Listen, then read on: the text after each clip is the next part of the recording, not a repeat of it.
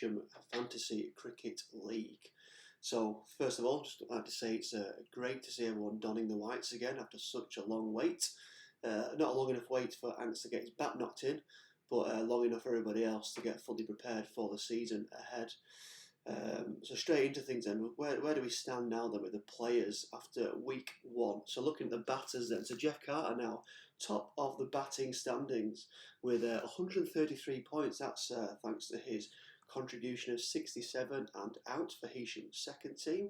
It was at the expense of a second team victory, no doubt, but still a very good performance from Jeff, who was unfortunately picked for the second team last weekend. And that's also increased his value to 4.2 million, so well done, Jeff.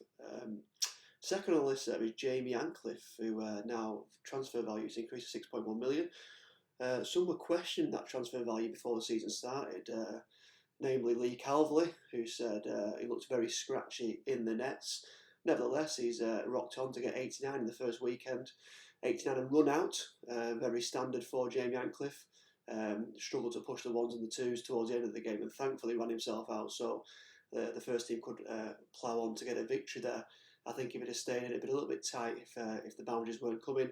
Certainly the singles and the twos were not. So well batted though, Jamie, and great to see your transfer value sneaking up there. Second on the list, and thankfully going back to the cricket game, is Lewis Plackett. He's tried everything to avoid cricket over the last couple of seasons. Most notably riding a bike for a hobby, but thankfully he's put his bike back in the garage and donned his whites for the first team, and he's chalked up a tidy 29 to give the first team a bit of a platform to go on to knock off the Shire's total of 212. Fourth on the list there in terms of the batters is Richard Townsend, but not really for his batting. He only got one.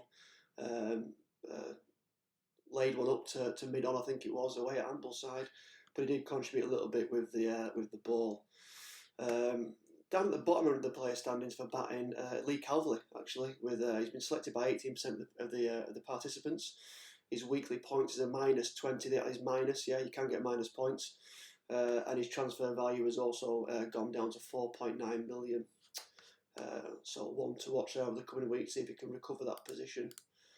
Okay, we look at the bowlers now. So top of the league is Dave Parker at 4.1 million, selected by 71% of the players, and his weekly points total is 101.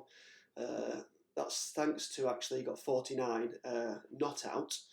Did bottle his 50. He had ample opportunity. Was in the crease for about 2 hours, I think it was, for 49. It did look good though while he was out there, but again choked to 50. So. Yeah, points scored there, contributed with the bat and the ball, and his transfer value, I think, has snuck up a little bit again as well, from 4 million to 4.1 million now, and like I said, a week's point total of 101. Second on the list, questionable whether he's a first in cricket or not, but Crossy did contribute with the ball. 66 points for this week, 5.1 million now he's worth, so one to look at. Could be value adding there. And third on the list is Charlie Parker, selected by 18%, 21 points. Probably the better of the Parkers. Unlucky to not get back on actually to have a ball after his first spell. I think Harry might have forgotten about him in the field while he was nursing his sore finger. And I've got another mention actually for Chris Boniface making his first debut. So his debut for the second team. Bowling those loopy spinners, and he got a week's points total of 15. I think he picked up a wicket away at Ambleside. So on to the all-rounders. Top of the pricing, obviously, no surprises. Sam Calverley, 9.1 million, selected by 100%. Everyone's got Sam in their team, which is not surprising. And compared to his brother, only 18% of those have selected him. So yeah, 100% selection by Sam. So everyone's a winner there. And he's picked up 72 points this week. Looking at his stats, he picked up 25 runs. I think it was not out. Yes, it was not out. Just the one wicket, but 4 maidens, only conceding 18 runs. So steady away for Sam. So back on to the all-rounders then. So Kyle Whitelocks, 7 million is worth. He's our resident Colpack player. Picked up 60 points playing for the first team. I think it's his first team debut.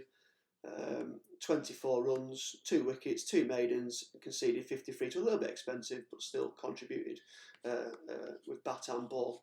So well done, Kyle. Back on to the remainder of the all-rounders then. So Graham Cassidy, good to see him back in Heysham shirt for the 12th time. £7 million in value, 65% selection, and 48 points for the week. I think again, Cass got a not out. He did 10 not out, and also picked up a wicket and 1 maiden as well.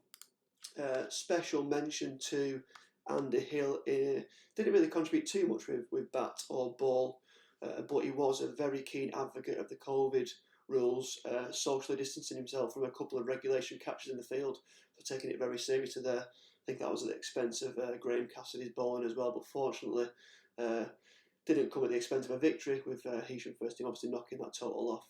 So where does it stand then now with the teams? So top of the standings is the Boozy Tailenders with Joe Coulthard at 582 points, so well done Joe.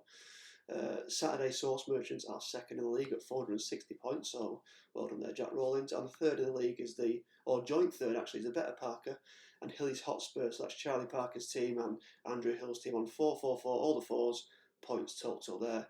Bottom of the table is Graham Cassidy with 142 points, that's Eswick Vale. Well, no surprise really, is looking at who he's picked. So he picked Ollie Toolman, who was injured before the game, although he seems to have made some sort of miraculous recovery now. And then Harry Warbank as well, who got injured after tossing the coin. So a couple of injured players there. He might want to make some transfers this week. So I'm going to give you a little bit of heads up of who I think could be key players going into round 2 games against Silverdale this weekend. My notable picks will be Jeff. He seems to be in good form. Anks is due a duck after that big knock. That's what tends to follow a big knock for Jamie Anks. So watch out there. Don't be deceived by the initial knock on week 1. Not too sure whether Lewis Plackett will be available for week 2. So question marks around that. And again, Andy Powers, is he going to be available or not?